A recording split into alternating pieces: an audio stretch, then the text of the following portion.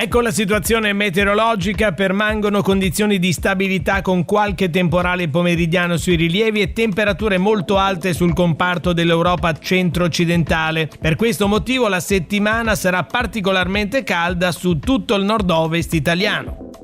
Nel corso del pomeriggio rovescia a sfondo temporalesco sulle Alpi Liguri e nelle valli interne del Levante, Aveto-Trebbia e in un secondo momento la Val di Vara. Possibile sconfinamento verso le vallate del profondo entroterra genovese e non si esclude anche qualche goccia in costa tra Golfo Paradiso e Tiguglio entro le 18. Sul resto della regione cieli che rimarranno sereni o velati, venti deboli di direzione variabile con mare quasi calmo.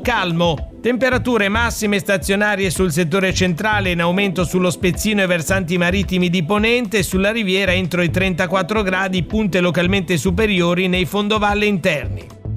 Per domani, martedì 23 giugno, i tecnici della Limet prevedono una giornata stabile sulle riviere con fenomeni pomeridiani nelle aree interne del Medio Levante e sul comparto Alpi Liguri marittime. Limitati gli sconfinamenti e soltanto sul Tiguglio, mentre i cieli resteranno sereni o al più velati sugli altri settori. Venti deboli a regime variabile con mare calmo, temperature molto elevate con picchi localmente superiori ai 35 gradi nelle vallate dell'immediato entroterra.